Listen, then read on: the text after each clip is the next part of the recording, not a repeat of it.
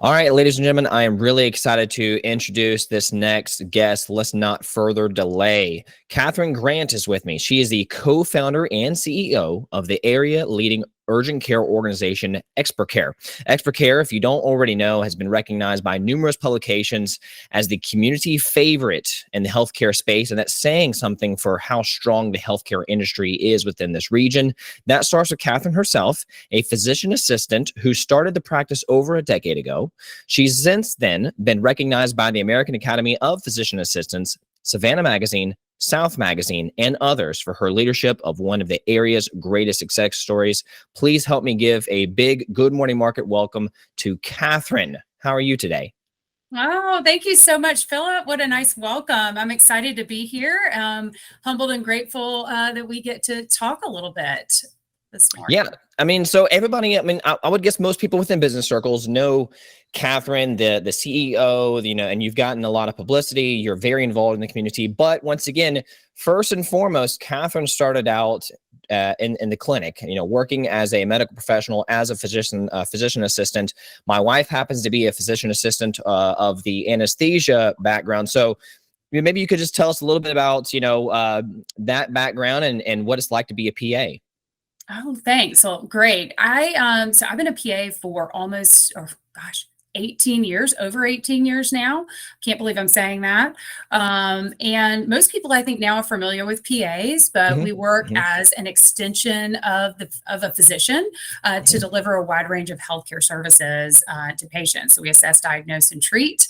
And I always wanted to go into healthcare and applied to PA school while I was still an undergrad, getting biology and chemistry degree, and entered at 20 years old, started PA school, and at South University right here in Savannah, and just fell in love with healthcare and serving people, taking good care of people. I love problem solving and I love people. And so healthcare is a great place to put those things together to be able to serve and take care of problems. And so the business side for me came later, but having the background in understanding healthcare and understanding the fundamentals of taking care of people really helped me as I learned the business language of how do you build a business.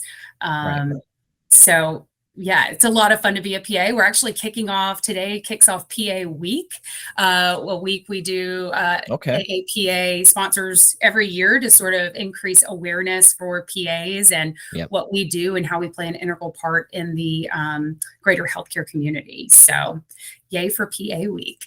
No, 100%. And as an outsider who knows an eensy beensy bit about the medical profession, for those of y'all who don't already know, we have a shortage of medical professionals, period, now. But for a long time, we've had a doctor shortage. And the way that our medical professionals are able to provide such world-class care is because of these team structures. And everybody knows and appreciates nurses. Nurses need more love than they're getting. But PAs play a unique role, and correct me if I'm wrong, in being able to deliver the quality of care that we've all come to expect, but it's through a team structure. There's just frankly not enough doctors to be able to do all of the work necessary to nurse patients to optimal health, and PAs are integral and essential in today's way that we deliver healthcare.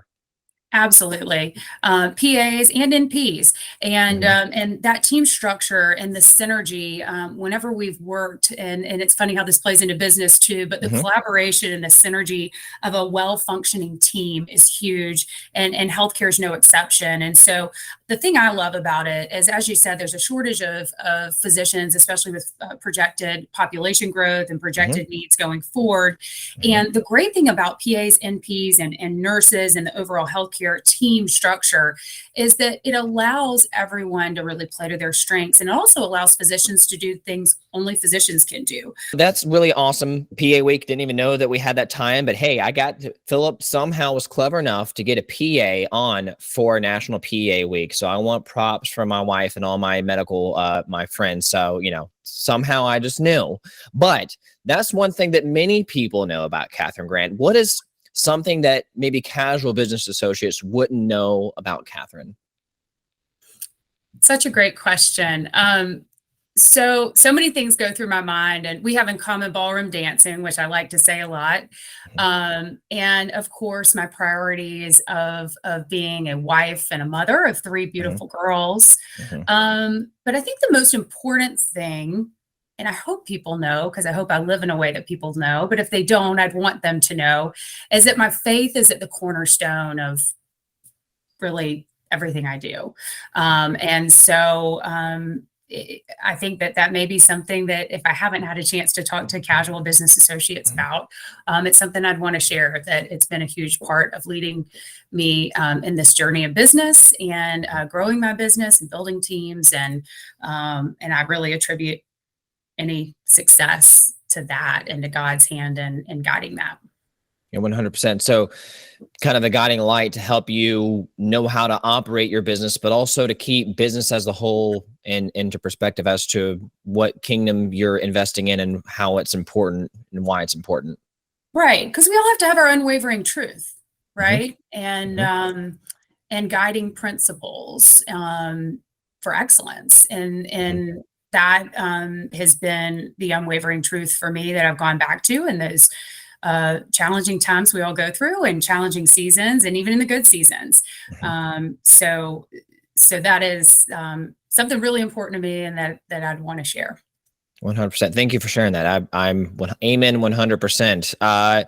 So going through the post-pandemic era, which I'm sure that we've all needed faith. We needed some kind of anchor to get us through some really unique challenges from the health crisis and then the fallout into economies, people's own pocketbooks. And we're still dealing with that.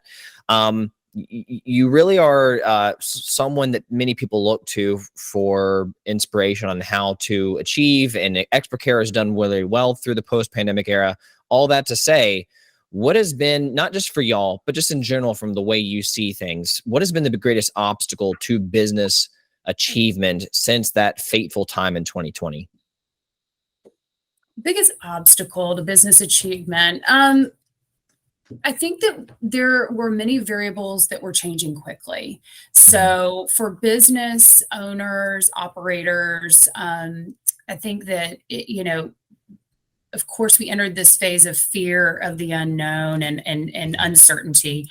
But things started changing as far as how people worked and how virtual work would play into industry norms, as well as just staffing and access to qualified staff and people moving, relocating post-pandemic to various other areas. And so there's been a lot of great, while those were challenges, I think what they also did was accelerate things that may have taken a little longer to develop. I think it forced us to the virtual world to really push forward what we may have taken 10 years in development was able to happen in 2 or maybe even 1 in many cases. And so I think we're all kind of figuring out where that sorts out afterward, and what things we learned that we want to take forward from it, and what things that were better the way we were doing it pre-pandemic, and how what that new model really looks like. So I love to say that these challenges are really gifts, because and opportunities to grow and understand and continue to evolve. Yeah, no, I 100% agree. And from everybody I was speaking to on this podcast, including one of my more recent interviews with Mo Hamzian, who's doing some interesting things around productivity distribution with his business, is everything got thrown upside down. I remember in 2020 when this first went down, we were talking about a V-shaped recovery, that it was a temporary blip and things would go back to the way they were. But like you said, what we've been having over the past all the way back, it's all been transition, which we're still in flux, where everything got thrown upside down. And like you said, we're being thrust into a phase where a lot of these things are not going back. There is no going back. This is the new norm, but we had to take 10 years of advancement and we had to crunch it, at least for those who are going to adapt or die, into a period of a year or 2. Right. Yeah, exactly. And I feel like a lot of it's not going to be finished until maybe, I feel like the dust still won't settle until sometime later next year. I don't know what you think. Well, it's interesting to think, does the dust ever settle? I mean, Yeah. think about life, right? Right. Is there really, we earlier in life, right? I always thought if you just get here, Hmm. right? There's an end point. And I think the more we grow and learn in life, we realize you get to that end point and it's just the beginning of the next season and the Hmm. beginning of the next season. And so I think the pandemic's a lot like that. I think that there's a lot of opportunity there. But I don't know that the dust ever settles, because we all know that something else that's going to need to be adapted to is going to come. Right. And those that are successful are going to figure out how to use that as an opportunity, not a Hmm. hindrance. And kind of work through it, because there are Right. going to be challenges. There's going to continue to be challenges. So maybe it's death, taxes, and change are the only three constants. Absolutely. Absolutely. One of my favorite books, Who Moved My Cheese? It's all about change management. So, Okay. Well, and to your point, maybe that's part of the reason that ExperCARE has had success, is you embrace the change, you embrace the fact that the dust never settles. And in reviewing your brand, for those of y'all who haven't done it, I'll do it for you. If you just go to ExperCARE's main website, you'll see words like state of the art, first rate, best, and sometimes it's them saying best, and sometimes it's them showing where other people have said they're the best. It sounds like that's a part of your brand. I think that's safe to say. Why is being the best important to Catherine Grant? you know, in the world, I think it's the bar, and in healthcare, I hate to say, the bar is not been held the highest over the years. There's a lot of challenges related to healthcare, Mhm. and there's a lot of complexities related to healthcare delivery. We all know that. There's a lot of opportunity for the model to be improved, so to Mhm. speak. And so, but we can lose sight of taking care of people and what our customers, our patients, are really seeking. And that Mhm. is, we call it best, but they're seeking a seamless transaction. They're seeking services that, speak to them where they are. They're seeking someone who comes alongside them and understands them and works with them to get the results they want. So I think that I've always been a high achiever, and I've always been wanted to be part of successful teams or lead successful Mhm. teams. But I'm always looking for ways. How do we make something better? How do we optimize it? And so Mhm. I guess best is kind of a way to outline striving for continuous improvement. Yeah. Again, going back to acknowledging you may never actually reach it, but it doesn't Mhm. take away from the need to continuously press toward ongoing improvement, because Mhm. the environment will continue to change and we will need to adapt and be flexible. But Mhm. regardless of all of that, we should find the spot to hold the standards high Mhm. and deliver optimal results to our customers. So, and I think that people can intuitively catch on to what you're saying, because we've all had interactions with healthcare, because we all occasionally need that. But like you said, I think that there's a number, like we could turn this into a healthcare industry and healthcare regulation episode, and I'm sure you're very well versed in that. But yeah, I mean, from a lot of the patient seat, it's a lot about just good enough, getting them through the queue, moving them through the triage once their priority comes up. And we don't really get treated like customers in 95 to 99% of our other experiences with other organizations and entities. So is it that part of your mission and vision and raising the bar is not settling for good enough, but trying to create new standards and continuous improvement, treating patients like customers to make sure that they get that, like you said, seamless interaction, and they can expect a higher standard of care than what they've been used to most of their lives? Absolutely. Because, hospitality and healthcare should go hand in hand. Oh, good point. And for some reason, over the years, many systems have lost sight of that, Mhm. and it has become transactional. Mhm. And I get it, as a PA first, and it's complex, and oftentimes when we're busy checking boxes and following compliance and regulations, as you mentioned, we're less focused on how we're making people feel. We're less focused on the energy we're bringing to the interaction. We're less focused on the hospitality side of things. And so I think it's important not only for us to execute at a very high level on what we're doing, but it's also important that we are very aware of the energy we're bringing, the hospitality we're bringing, because it's a service industry. And to be successful in that, you have to hold both things very highly. Yeah. No, that's you're certainly setting the bar high, especially in the era of COVID. Like, we've all had to reduce our standards, I feel like, when it comes to quality care, because the entire system's overburdened. But I can't count how many times I've interacted with the front office or front desk person at an ER or at a surgery center, or I've gotten a call from someone related to collections, and you can just tell that they're not having a good time. And so I kind of just have to have some grace for them, because they're not coming to me with a smile on their face and how can I help you, Mr. Customer? But very, very high bar that y'all are trying to set over there. So to transition to the business standpoint, y'all have been able to achieve a lot of those outcomes. And I know that y'all are still striving for even higher achievements. Many of us listening to this, we all have our different versions of what excellence looks like, what achievement looks like. And I think we all want to be high achievers, but there's a lot of different obstacles, from self-sabotage to macroeconomic forces outside of our control, preventing our achievement of said excellence.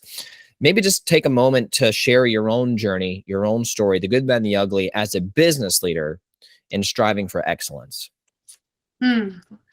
Well, if I were trying to sum up the last 13 years of building a business, a healthcare business, the thing that comes to mind the most in the journey and the recurrences within the journey related to excellence is the number of things that haven't worked, right? It's the number of failures along the way. And if I were to tell anyone, kind of the takeaway for me is, don't be afraid to fail. So many times, those of us who are so dedicated to excellence, we're high achievers, we want to deliver optimal customer service, the best product, the best experience for our customers. We also tend to be the people who are afraid of failing. And what that can lead to is not continually trying, because typically it's behind that. You fail so many times in trying so many things until one thing works, and then you continue to optimize that. So I would say about my journey, man, we've tried so many things. I tell my team this all the time. If I had a list of the things that I've done incorrectly over the years, or wrong, or failed at by definition, to lead to the things we've done right, the list is this long, right? It probably hits the floor of the wrong failures and wrong things, to lead to the few things that people see at the top that they go, wow, you're really good at this. And so my recommendation, and I have to remind myself of this sometimes, is, there's another book, Fail Forward. You got to just be willing to take the risk and not define failure as a bad thing. It's part of the journey to success. And that was actually going to be my next question, but I think maybe you preemptively answered it. Has that been your greatest revelation from reaching a level of excellence in your career and in your business? Is it because you realized failure is not the problem? It's fear of kind of that paralyzing fear, that paralyze you into inertia and action, versus being okay failing so long as you're continually going after it to figure out how you can succeed? I think that's part of it, depending on the season of a big revelation. The other part is really clear targets for excellence.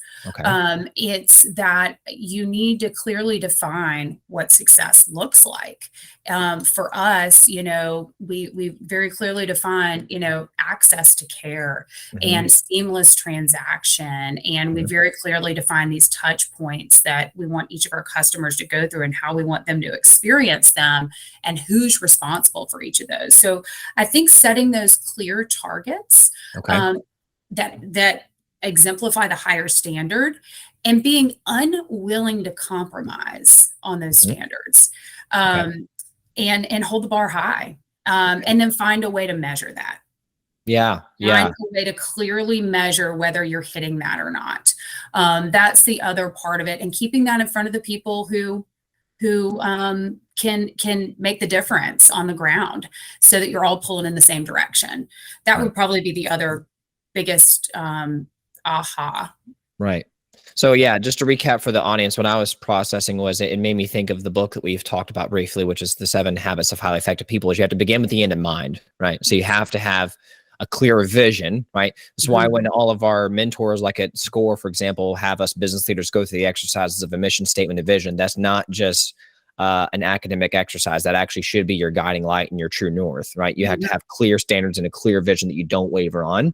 And then I also heard step 2 makes me think of the enterprise operating system is measurement, measurement, measurement, because how else are you going to hold yourself accountable and see how you're tracking along the journey to excellence?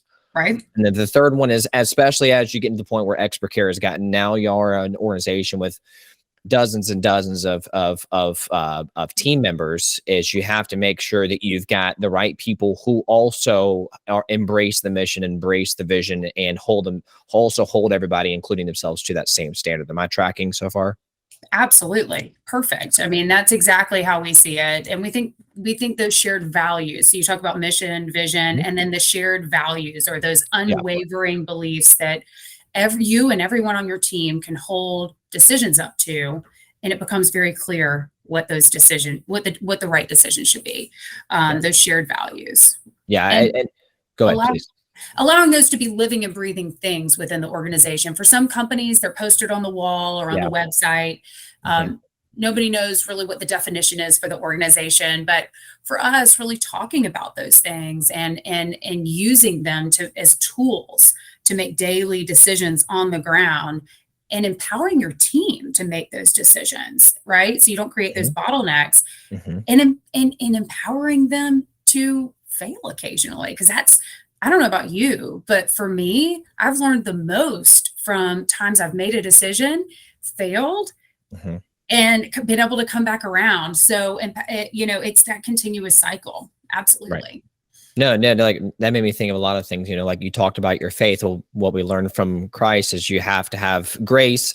You could, if you got a team member whose heart in the right place, but they failed, give them some grace, and that's a coaching opportunity, that's a learning opportunity, that's a development opportunity. Kind of get those battle scars. And then another the thing I was thinking about was EntreLeadership, which I'm sure that you're familiar with. I haven't listened to the podcast in a while, but I remember listening to them talk about over an entire episode how much care should actually be given into creating your company values and preventing them from becoming that plaque somewhere in the office of the wall. It sounds like with the ExperCARE team, part of how you are able to achieve excellence consistently is constantly on your mind, because it's constantly on your lips. As a team, you're constantly reinforcing it and keep front of mind.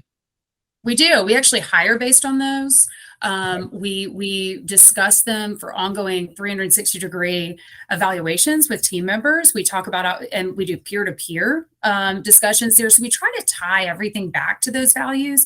We coach on making decisions based on those values, and we even do awards at the end of the year based on those values. And team members vote for each other on who is exemplifying those values in the best ways over that year. So I think there's a lot of cool ways that you can bring values and make them more of a living and breathing tool as a leader to help you guide the organization.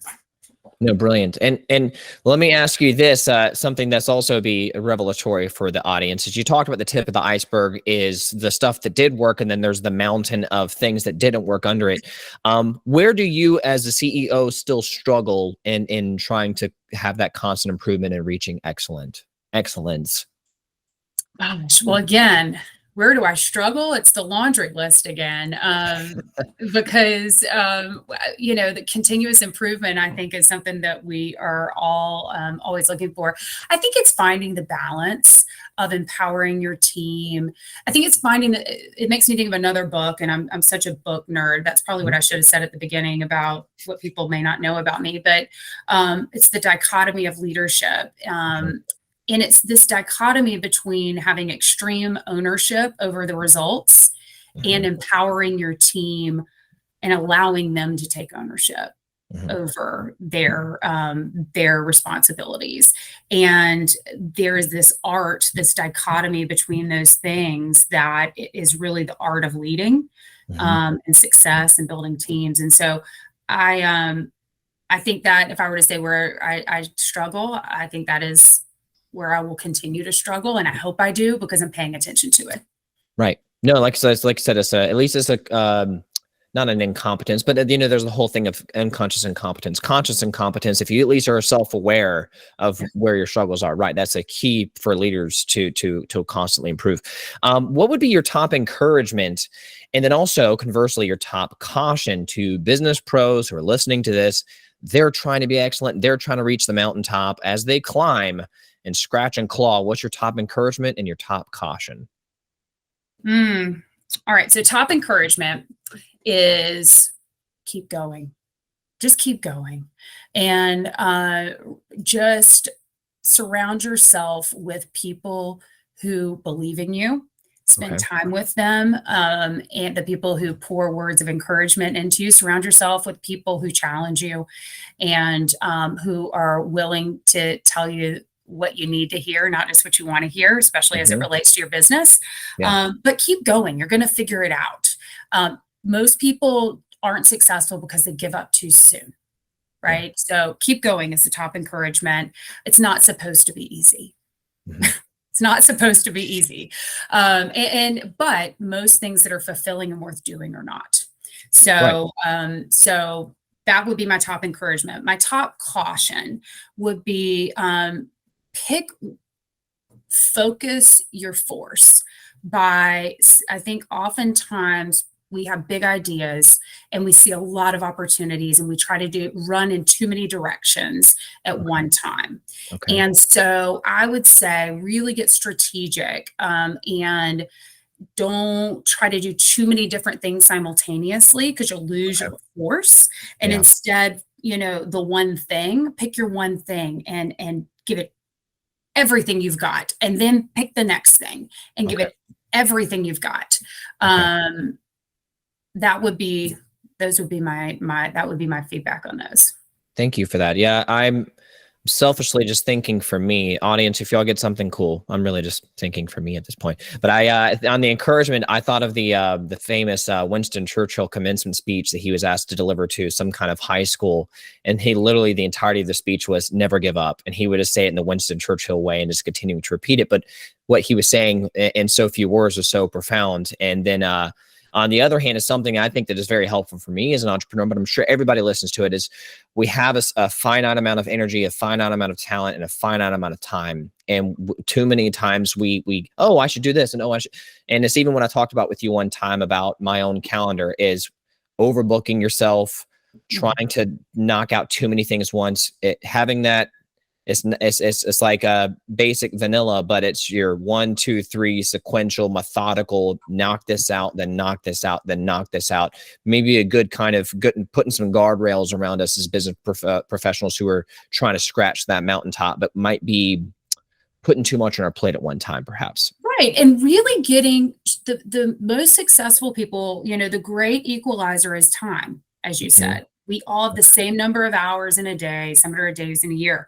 And so really understanding what activities, what priorities are going to get me the most results, because I've got this finite amount of time. So just because we have this task list of all the things that need to happen, what are the top 1 or 2 things that are going to drive? Probably there's 1 or 2 things on that list are going to drive 80% of your results for the week. And so really getting focused on that, I think, is important, because as achievers, we can go through and get really, like checking things off the list, and the more on the list, the better. And then if you, sometimes you even go back and add something to the list, even after you did it, just so you can check it off. I don't know if anybody else has ever done that. But I think it's really important to realize it's not always the volume of things. But the priority in which we choose to do them, because it's human nature to put off sometimes the most challenging things, to procrastinate those. And those things are typically the ones that are going to really push us forward.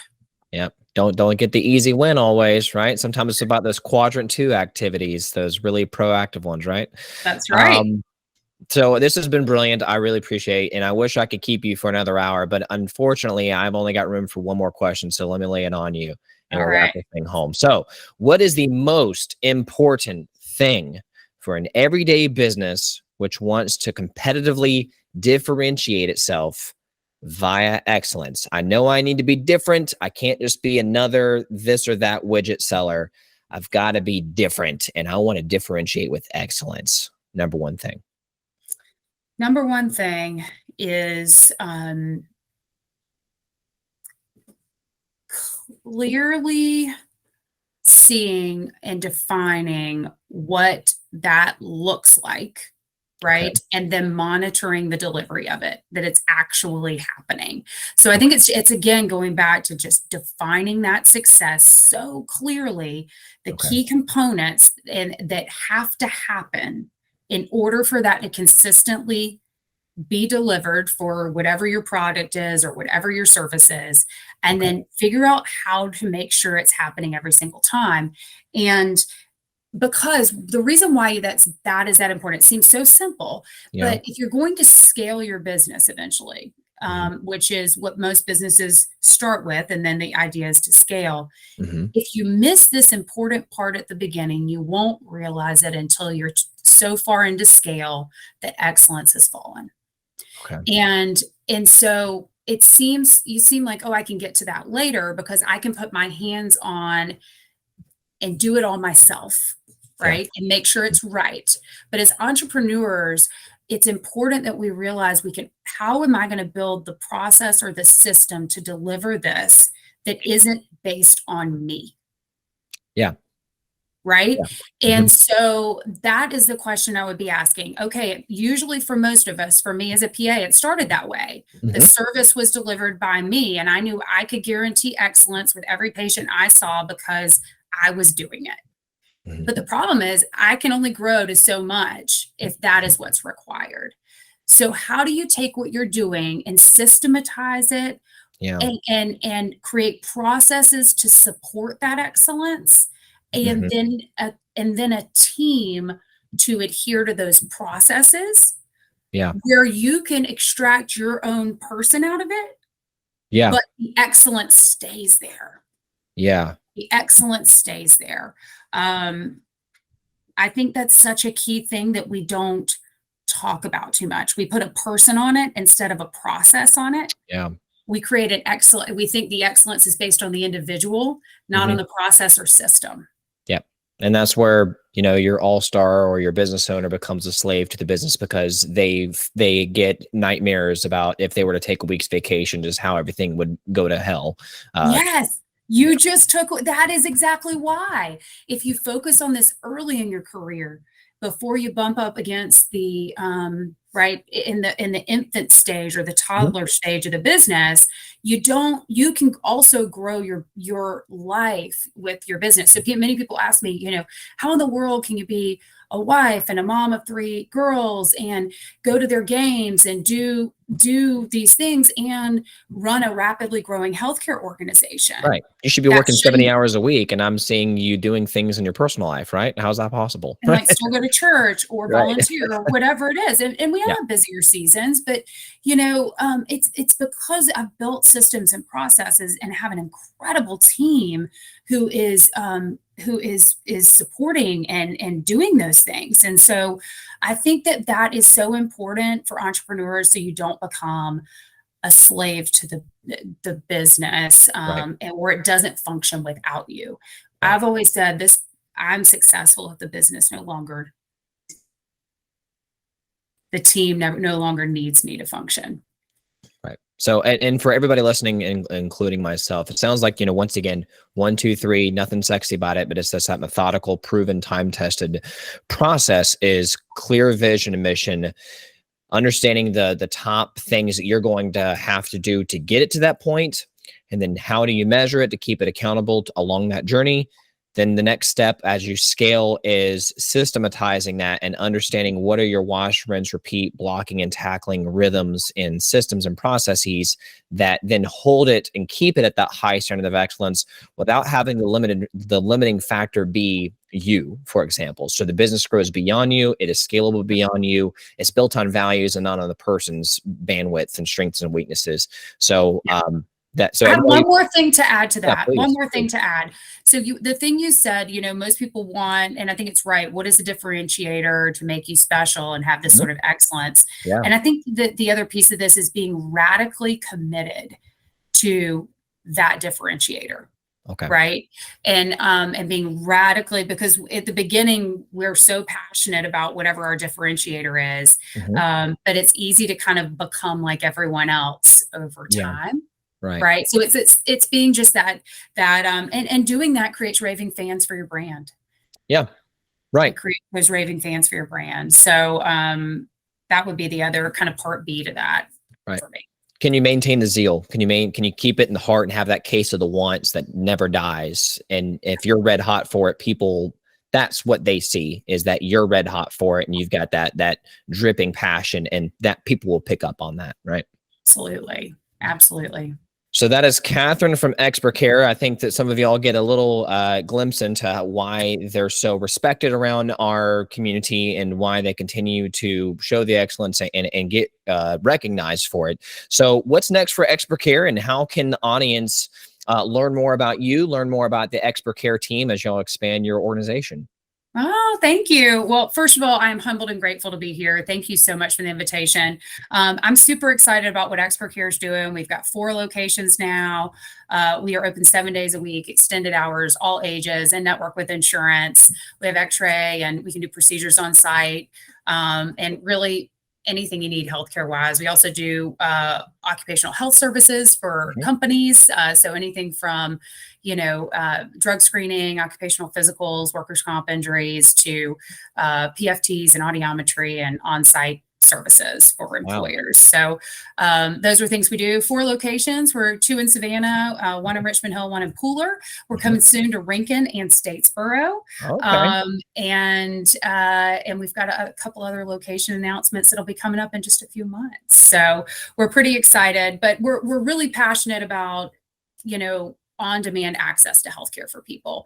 If you don't have a primary care doctor, can't get in, come see us. We'll help you figure that out, whatever it might be. If you need a higher level of care or maybe specialty care, we'll help you get there too.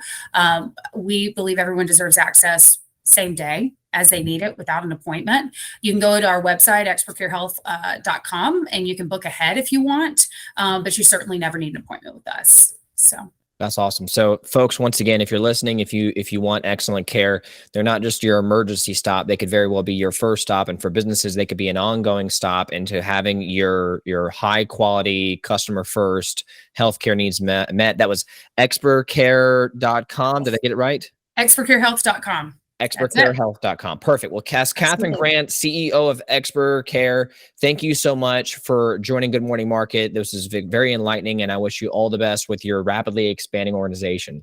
Thank you, Philip. It's been so awesome to be with you. Thank you for the great conversation. I'm so excited about what you're doing and just grateful to be part of this today. I appreciate it.